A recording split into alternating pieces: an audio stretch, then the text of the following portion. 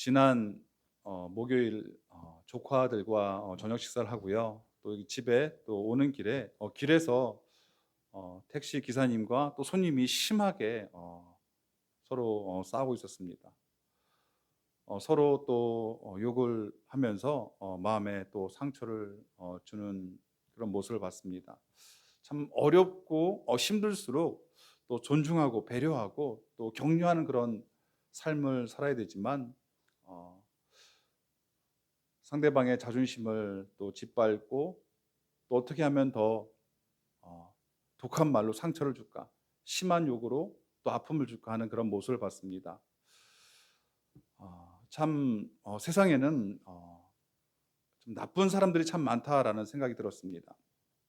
정치인들 가운데서도 좋은 사람만 있는 것이 아니라 약한 사람들이 좀 많이 있습니다. 이것은 교사도 마찬가지죠. 좋은 교사가 있는 반면에 또 악한 교사도 있고요. 또 의사 선생님도 마찬가지고 종교인들도 마찬가지입니다. 정말 선하게 또 의롭게 또 이렇게 사역하는 분이 있는 반면에 또 나쁘고 악한 또 그런 종교인들도 존재합니다. 문제는 우리가 악한 사람들이 더 잘 산다라는 것이죠. 이 불법을 행하는 정치인들 더 잘 살 때가 있고요. 또 탈세를 하는 사업가 더 여유롭게 사는 잘 사는 모습을 보게 됩니다.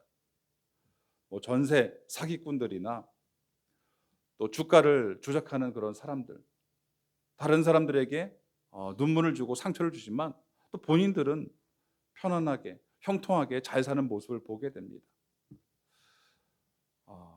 그 전두환 씨 같은 경우도 피해자들은 지금까지도 상처와 아픔을 안고 살아가지만 또 호의호식하는 그런 모습을 봤고 오히려 그 자녀들, 그 자손들은까지도 나름 형통하게 사는 모습을 보게 됩니다. 반면에 정말 정직하고 땀 흘리며 수고하는 사람들은 어렵고 또 억울한 일을 당하고 또 힘들게 사는 모습을 보게 되죠. 정말 이런 세상 가운데 과연 우리는 하나님의 자녀로서 어떤 삶을 살아야 되는가 이 고민을 하게 됩니다. 이런 세상 속에서 우리는 하나님의 자녀로서 과연 어떤 선택을 하고 또 어떤 삶을 살아야 되는가 이 고민을 하게 되는데요. 오늘은 이 악을 행하는 사람들 때문에 또 힘들 때라는 제목으로 함께 말씀을 나누려고 합니다. 먼저 오늘 본문 시편 37편 말씀을 살펴볼 텐데요. 오늘 본문은 이 다윗이 기록한 시편입니다. 그리고 인생의 그 말년에 또 한 고백인데요. 한번 보겠습니다. 1절에 보면 악을 행하는 자들 때문에 불평하지 말며 불의를 행하는 자들을 시기하지 말지어다. 이 악을 행하는 자들 때문에 불평하지 말고 또 불의를 행하는 자들 때문에 시기하지 말라. 이 말씀은 이 하나님을 모르는 사람들이 아니라 하나님을 이미 알고 있는 하나님의 백성, 하나님의 자녀들에게 주신 말씀입니다. 그 당시 역시도 하나님을 알았지만 또 불평하고 또 시기하는 그런 사람들이 있었던 것 같습니다. 그렇다면 이 하나님의 자녀들이 왜 악을 행하는 자들을 바라보며 불평을 하게 되는가?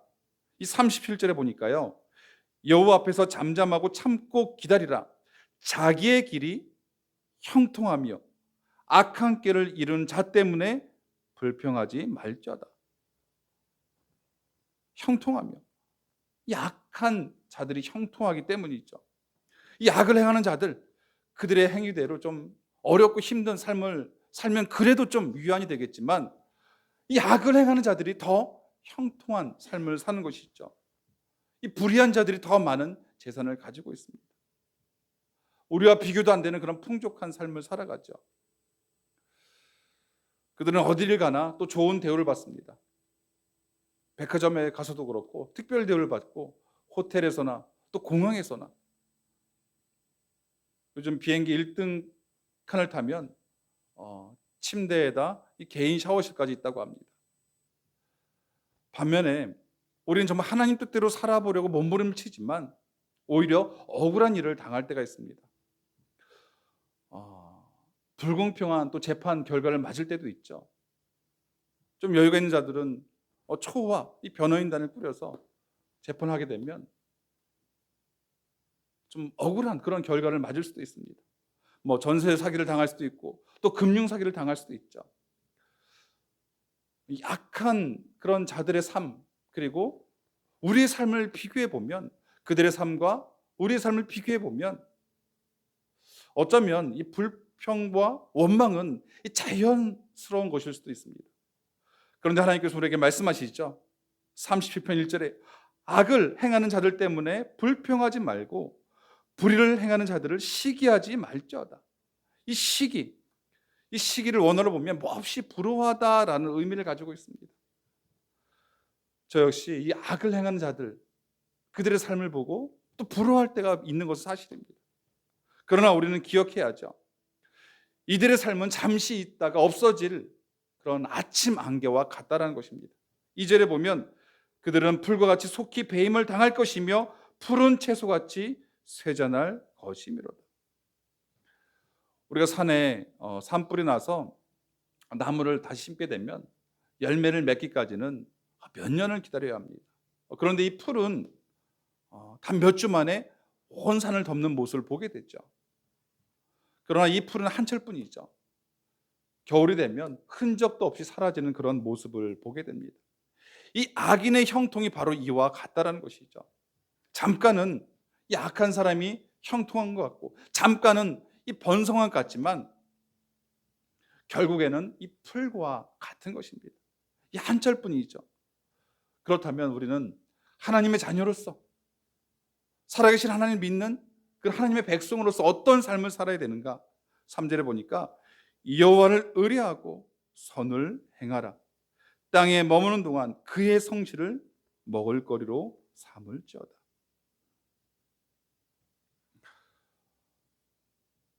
우리 눈으로 보기에 세상은 부조리하고 불공평해 보일 수가 있습니다.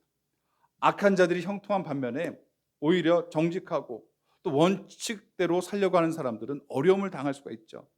이런 모습을 보면서 과연 우리가 선을 행하는 것, 이것이 우리에게 무슨 의미가 있을까라는 생각이 들 수도 있습니다. 고등학생들을 대상으로 법률 소비자 연맹이 설문조사를 했는데요. 응답자의 94%가 우리나라 재판은 공정하지 않다라고 응답을 했습니다. 뿐만 아니라 이 성공하기 위해서는 어느 정도 이 법을 어길 수밖에 없다라고 조사를 했습니다. 응답을 했습니다. 한국 사회 현실을 잘 보여주는 것이죠. 공정과 또 정의가 무너진 사회라고도 말할 수가 있습니다. 그런데 하나님께서는 이런 세상이라 할지라도 이 선을 행하라는 것이죠. 시편 37편 3절에 여호와를 의뢰하고 선을 행하라. 땅에 머무는 동안, 그러니까 우리가 이 땅에 사는 동안 성실을 먹을거리로 삼을지어다. 우리가 몇 끼니 음식을 먹듯이 성실함, 신실함을 지속적으로 우리 마음에 품고 선을 행하라라는 그런 말씀입니다. 또 4절에 보면 또 여호와를 기뻐하라. 내가 내 마음의 소원을 내게 이루어 주시리로다. 우리가 주변 환경을 보고 기뻐하는 것이 아니죠. 또 내 자신을 보고 또 기뻐하는 것이 아닙니다. 우리가 주변 환경을 보고 내 자신을 보면 낙심하고 좌절하며 우울감에 빠질 수밖에 없죠. 그런데 기뻐할 수 있는 근거는 바로 하나님께 있는 것이죠. 비록 현실은 시기하고 불평할 수밖에 없는 그런 현실이지만 하나님 안에서 하나님을 믿음으로 기뻐하라는 것입니다. 5절에 보면 내 길을 여호와께 맡기라. 그를 의지하면 그가 이루시고, 내 길을 여호와께 맡기라. 그를 의지하면 그가 이루시고. 예진이 같은 경우는 학교에서 속상한 일이 있어도 꼭 참는 그런 스타일인 것 같습니다. 열이 40도까지 올라도 그냥 버티고 또 집에 와서 쓰러지는 모습을 봅니다. 그래서 저는 예진이에게 이렇게 말한 적이 있습니다. 아프면 선생님께 말하고, 또 학교에서 뭐 걱정거리나 문제나 또 그런 것이 있으면 아빠에게 얘기해. 아빠가 해결할 수 있으면 해결해 줄게 라는 말을 했습니다. 우리의 신앙생활 역시 마찬가지죠. 여러분, 신앙생활은 내가 해결하고 내가 결정하고 내가 짊어지는 것이 아니라 하나님께 맡기는 것이죠. 무거운 짐은 하나님께 맡기는 것입니다. 이 맡긴다라는 것은 이 던져넣다라는 그런 의미를 가지고 있죠. 내가 해결할 수 없는 문제, 나의 무거운 짐들을 하나님께 맡기는 것. 우리가 버스나 전철을 타고서도 그 짐들을 끙끙 짊어지고 있다면 어리석은 것일 수 있죠. 내려놓는 것이죠. 마찬가지로 우리의 짐을 내려놓는 것, 하나님께 맡기는 것이 지혜이고 또 믿음일 수 있습니다. 6절에 보면 내 의를 빛같이 나타내시며 내 공의를 정오의 빛같이 하시리로다. 이 빛이 두 번이나 반복됩니다. 내 의를 빛같이 나타내시고 내 공의를 정오의 빛같이 하시리로다. 이 빛이란 이 드러내는 것이죠. 다시 말하면 하나님을 신뢰하며 끝까지 선을 행하는 자는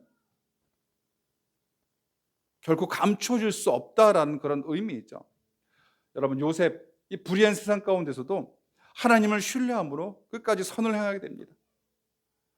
그 보디발 아내의 유혹을 거부하고 또 그 집의 재산을 잘 관리합니다. 결국 하나님께서는 요셉을 빛처럼 또 애굽의 총리로 사용하신 모습을 볼 수가 있습니다. 이처럼 하나님께서는 이런 자들을 찾고 계시고 또 이런 자들을 통해서 하나님의 일들을 이루어 가시는 것이죠. 7절에 보면 여호와 앞에 잠잠하고 참고 기다리라. 자기의 길이 형통하며 악한 꾀를 이루는 자 때문에 불평하지 말지어다. 여호와 앞에 잠잠하고 참고 기다리라. 우리는 하나님 앞에 이 기다릴 필요가 있죠. 우리가 어떤 일들은 단번에 해결되기도 하지만 어떤 일들은 하나님의 때까지 기다려야지 또 이루어지는 그런 경우가 있습니다. 농부가 아무리 밭에 열심히 씨앗을 뿌렸어도 추수 때까지, 하나님께 정하신 때까지 기다려야 하는 것이죠. 그리고 참고 기다리라. 좀 이 단어는 특별한 그런 의미를 가지고 있는데요. 참고 기다리라. 이 단어가 성경에 5번 정도 쓰였습니다. 그러니까 이 단어는 이 출산하는 여성이 고통스러워서 몸부림치는 것을 묘사하는 그런 단어입니다. 이 아기 엄마들이 첫째 아이를 출산하고 또 둘째, 셋째를 출산하는 것은 그 고통을 잊었기 때문이 아니라 그 해산의 기쁨, 그 소망이 있기 때문에 참고 견디는 것이죠. 마찬가지로 지금 우리 현실은 몸부림칠 수밖에 없는 그런 문제와 어려움과 아픔이 있다 할지라도 산모가 태어날 그 아기에 대한 소망을 품고 인내하듯이 하나님께서 주실 구원, 하나님께 주실 그 은혜를 소망하며 참고 인내하라라는 그런 의미입니다. 이렇게 본문을 우리가 살펴봤는데요. 오늘 본문을 통해서 우리가 두 가지 사실을 좀 기억했으면 좋겠습니다. 두 가지 사실 중에 첫 번째는 악을 행하는 자들 때문에 불평하거나 시기하지 않아야 한다는 것입니다. 시편 37편 1절에 보면 악을 행하는 자들 때문에 불평하지 말며 불의를 행하는 자들을 시기하지 말지어다.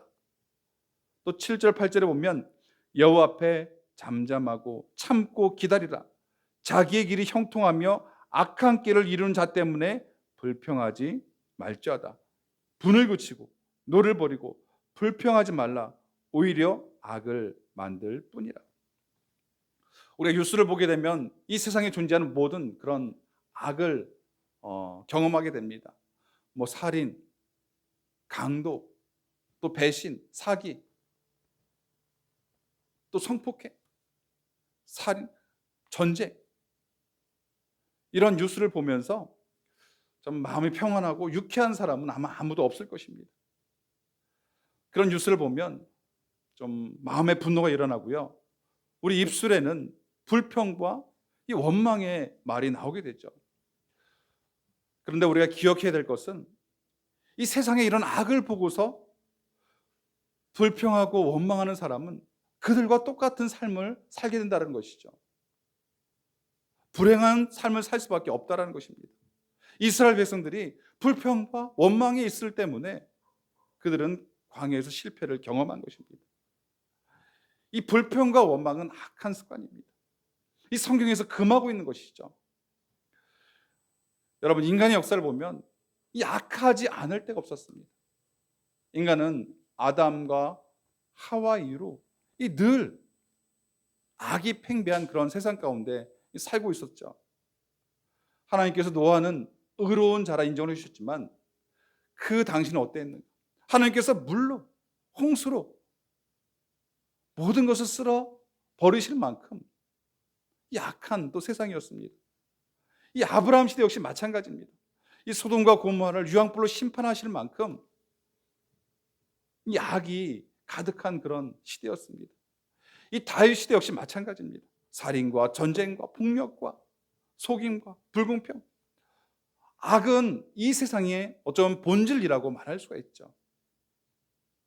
그러나 이런 것들을 보고서, 이 악한 세상을 보고서 불평하고 원망하는 사람은 이 불행한 삶을 살 수밖에 없다라는 것입니다. 우리는 비록 이런 세상에 살지만 하나님으로 인해서 감사할 수 있어야 하는 것입니다. 여러분, 선하신 하나님께서 이 세상을 다스리고 통치하심에 우리는 감사할 수 있어야 합니다. 하나님께서 나의 삶을 이끄시고 인도하시고 보호하고 계심에 우리는 감사할 수 있어야 하는 것이죠. 악한 꾀를 이룬 자 때문에 불평하지 말지어다. 분을 그치고 노를 버리고 불평하지 말라. 오히려 악을 만들 뿐이라. 여러분, 우리가 보기에 이 세상 악인이 형통하는 그런 불공평하고 부조리한 세상 같아 보이지만 이 세상은 지극히 공평하고 정의롭다라는 사실입니다. 왜냐하면 이 공의로운 하나님께서 이 세상을 다스리시고 통치하시기 때문입니다. 이 조선시대 연산군 같은 폭군이 그 나라를 다스릴 때와 또 세종이나 성종이 그런 같은 성군이 그 나라를 다스릴 때 그 분위기가 다르죠. 정의라는 것은 하나님께서 이 땅을 다스리시고 통치하시는 원리입니다. 여러분, 이 세상에 일어나는 일들 가운데 하나님의 다스림과 통치를 벗어나서 일어나는 일은 단 하나도 없는 것이죠. 하나님께서는 이 정의라는 통치 원리로 온 우주 만물을 다스리시고 또 이끄신다라는 사실입니다. 따라서 이 세상은 아주 공평하고 정의롭다라는 사실입니다. 하나님께서 다스리기 때문이죠. 물론 하나님께서는 지금 당장 하나님의 공의에 따라서 악인들을 즉각적으로 심판하지 않기 때문에 우리 눈에는 부조리하고 불공평해 보일 수 있지만 하나님께서는 반드시 그 행위대로 심판하시는 그런 공의로운 하나님이시죠. 잠깐은 악한 사람이 형통하고 잠깐은 악한 사람이 번성한 것 같아 보이지만 결국에는 이 풀과 같은 운명입니다. 한철이죠. 따라서 우리는 악을 행하는 자들 때문에 불평하거나 그들을 시기하지 않아야 한다는 것입니다. 여러분, 우리는 이 선하신 하나님께서 이 세상을 다스리시고 계시며 우리는 감사할 수 있어야 합니다. 또 하나님께서 나의 삶을 보호하시고 이끄시고 인도하고 계시며 우리는 감사할 수 있어야죠. 감사가 우리 삶의 태도가 되고 또 감사가 우리 삶의 습관이 되고 또 감사가 우리 삶의 인격이 되어야 하는 것이죠. 아담과 하와 이후로 악은 팽배했죠. 이 세상의 본질이라고 할 수 있지만 하나님께서 다스리고 계심에 불평이 아니라 하나님 손 안에 있으면 우리는 감사해야 하는 것이죠. 두 번째로 기억할 것은 하나님을 의지하며 선을 행해야 하는 것입니다. 3절에 보면 여호와를 의뢰하고 선을 행하라. 땅에 머무는 동안 그의 성실을 먹을거리로 삼을지어다. 4절에도 보면 또 여호와를 기뻐하라. 그가 내 마음의 소원을 이루어 주시리로다. 이 약한 자들이 형통하는 반면에 또 정직하고 또 원칙대로 사는 사람들, 또 어려움을 당하고 고통을 당하는 그런 모습을 보게 되죠. 과연 이런 세상 가운데 우리가 선을 행하는 것, 이것이 무슨 의미가 있을까? 우리 역시도 악은 악으로, 눈은 눈으로, 이는 이로 대하고 싶은 그런 마음이 들 때가 있습니다. 적당히 좀 살고 싶은 그런 마음이 들 수도 있죠. 그런데 여러분, 우리는 살아계신 하나님을 나의 아버지라 믿고 살아가는 사람들이 있죠. 하나님께서 이 땅의 심판자가 되시고 하나님께서 이 땅의 주관자가 되심을 믿는 사람들입니다. 그렇다면 우리는 이 모든 것을 하나님께 맡겨야 한다는 것이죠. 하나님을 의지함으로 선을 행하며 이 땅을 살아야 하는 것입니다. 우리 지난 수요일 날 우리 성경 공부를 마치고 집에 돌아가는 길에 또 조 권사님께서 이런 말씀하셨습니다. 이 세상에 집들이 이렇게 많은데 우리 집은 없습니다. 한때 그나마 가지고 있는 집이 있었지만 또 팔아서 빚잔치를 했습니다. 그리고 시간이 지난 다음에 그 집은 배로 올랐습니다. 집을 다른 사람의 명의로 해놓고 그 집을 좀 가지고 있을 생각도 했지만 하나님의 자녀로서 또 그렇게 할 수는 없었습니다. 이런 얘기를 나눴습니다. 여러분, 혹시라도 우리가 하나님을 모른다면 나살 궁리부터 할 수가 있겠죠. 그 집을 다른 사람의 명의로 돌려놓고 파산 신청을 하고 어느 정도 시간이 지난 다음에 팔아서 이 사업 자금으로 또 쓸 수도 있습니다. 이 세상 사람들은 이것이 더 현명하다고 말할 수 있습니다. 또 어떤 사람은 아예 작정하고 다른 사람을 속여서 부당 이익을 취하는 사람들이 얼마나 많은지 모르겠습니다. 그러나 이것은 하나님의 자녀로서 바른 삶이 아니라는 것이죠. 우리가 하나님의 살아계심을 진정 믿는다면, 하나님 손에 복과 저주가 있는 걸 믿는다면, 하나님 손에 심판이 있다는 걸 믿는다면 우리는 주님을 의지하며 이 선을 행해야 하는 것이죠. 여러분, 사무엘상 24장에 보면 이 사울은 이 다윗을 죽이기 위해서 엔딕에 이 광야로 오게 됩니다. 이 블레셋과의 전쟁을 마친 지 얼마 되지도 않아서 이 다윗을 죽이기 위해서 이 광야로 옵니다. 이 소식을 듣고 다윗은 깊은 동굴에 숨어들었습니다. 근데 마침 사울이 쉬기 위해서 다윗이 숨어 있는 그 동굴 안으로 들어와서 잠이 들었습니다. 이 다윗의 신하들은 다윗을 부추기죠. 하나님께서 당신에게 좋은 기회를 주었습니다. 이제 오랜 도피 생활을 끝내고 당신이 왕위에 오를 기회가 찾아왔습니다. 사울을 죽이고 당신이 왕이 되십시오. 그런데 다윗은 이 사울의 옷자락만 베게 됐죠. 그리고 말합니다. 기름 부은 왕을 죽이는 것은 하나님께서 금하신 것이다. 이 다윗 역시도 사울을 죽이고 싶었을 것입니다. 그럼에도 하나님께 맡기고 이 선을 행한 것이죠. 이것이 바로 하나님의 자녀로서 바른 이 모습일 것입니다. 우리가 살다 보면 욕하고 싶은 사람도 생기고요. 또 멱살 잡고 싸우고 싶은 사람도 생기죠. 이 복수하고 싶은 사람도 생깁니다.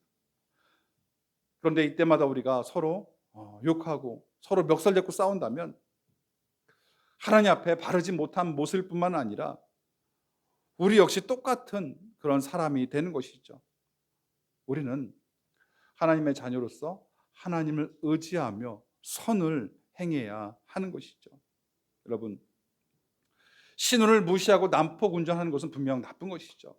그렇다고 더 나쁜 것은 보복 운전이죠. 내가 당한 만큼 돌려주게 되면 이 보복 운전으로 처벌을 받을 수가 있습니다. 마찬가지죠. 나에게 상처를 주었다고 해서, 나에게 욕을 했다고 해서 똑같이 갚아주면 더 나쁜 사람이 될 수 있는 것이죠. 우리는 이 악을 선으로 갚아야 하는 사람들입니다. 로마서 12장 19절에 보면 이런 말씀이 있습니다. 네, 사랑하는 자들아, 너희가 친히 원수를 갚지 말고 하나님의 진노하심에 맡기라. 기록되었을 때 원수 갚는 것은 내게 있으니 내가 갚으리라. 주께서 말씀하신다. 심판자는 하나님이시죠. 또 21절에 보면 악에게 지지 말고 선으로 악을 이기라. 이 악에게 지지 말고 선으로 악을 이기라. 사울은 눈에 불을 켜고 다윗을 죽이기 위해 10년이나 쫓아다녔습니다.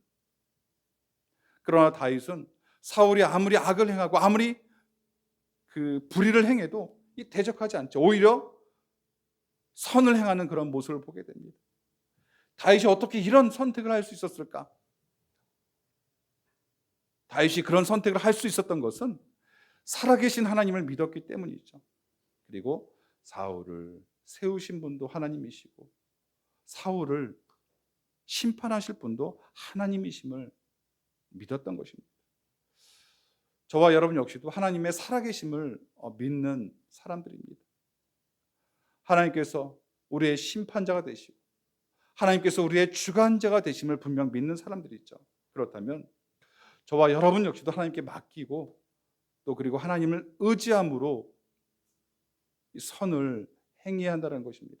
악을 악으로 갚는 것이 아니라 악을 선으로 갚는 삶을 살아야 하는 것이죠. 결국 이것이 승리한다는 것입니다. 말씀을 정리하겠습니다. 우리 말씀을 정리하면서 오늘 본문 우리 시편 37편 1절부터 4절까지만 한번 같이 한번 읽겠습니다. 시편 37편 1절부터 4절까지입니다. 같이 읽겠습니다. 악을 행하는 자들 때문에 불평하지 말며 불을 행하는 자들을 시기하지 말지어다. 그들은 풀과 같이 속히 배임을 당할 것이며 푸른 채소같이 쇠잔할 것이미로다. 여호와를 의뢰하고 선을 행하라. 땅에 머무는 동안 그의 성실을 먹을거리로 삼을지어다. 또 여호와를 기뻐하라. 그가 내 마음의 소원을 내게 이루어 주시리로다. 아멘. 오늘 두 가지를 나눴습니다. 두 가지를 나눴는데요. PPT 한번 띄워주시면 감사하겠습니다. 두 가지죠. 첫 번째는 악을 행하는 자들 때문에 불평하며 시기하지 말라는 것입니다. 인간의 역사는 이 아담과 하와 이후 이 악이 늘 존재해 왔습니다. 그렇다고 이것을 보고 불평하고 원망하면 우리는 불행한 삶을 살 수밖에 없는 것이죠. 우리는 하나님 안에서 감사해야 합니다. 하나님께 우리의 삶을 지키시고 이끄시고 인도하심에 그 선하신 하나님을 바라보며 불평과 원망이 아니라 감사의 고백을 해야 하는 것입니다. 감사가 우리 삶의 습관이 되어야 합니다. 두 번째로 하나님을 의지하며 선을 행해야 하는 것이죠. 우리가 보기에 악한 사람이 더 형통해 보이고 똑같이 사업을 하더라도 신실하고 정직한 사람보다 거짓말하고 또 그렇게 속이는 사람이 더 잘하는 것 같아 보이고 이 겉모술수에 능한 사람이 승진하고 출세하는 것 같아 보이지만 이런 상황 가운데 우리 선을 행하는 것이 무슨 의미가 있을까? 생각해 보실 때 우리는 선을 행해야 한다는 것입니다.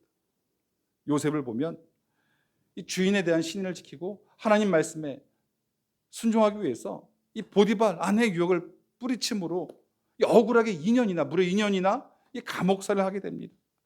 그러나 요셉은 결국 애굽의 총리가 되게 됐죠. 우리가 이것을 통해서 알 수 있는 것은 하나님께서는 심판하실 자 반드시 심판하시고 총리가 될 사람은 반드시 총리가 되게 하신다는 것입니다. 이 하나님의 계획은 어떤 사람에 의해서 실패되거나 좌절되지 않는다는 것입니다. 따라서 이 세상은 아주 공의롭고 정의로운 세상이라는 것이죠. 하나님께서 다스리시고 통치하시기 때문입니다. 하나님 앞에 악을 행한 자 반드시 심판을 받게 되고 그 거짓말로 다른 사람에게 어떤 상처를 주고 눈물게 한 자 역시 그 죄값을 받게 되는 것이죠. 하나님께서 이 세상을 다스리시고 통치하시기에 이 세상은 공의롭고 정의롭다는 것입니다. 사랑하는 성도 여러분, 우리가 살아계신 하나님, 그 하나님을 의지함으로 끝까지 선을 행하는 저와 여러분에게 주의 이름으로 축복합니다.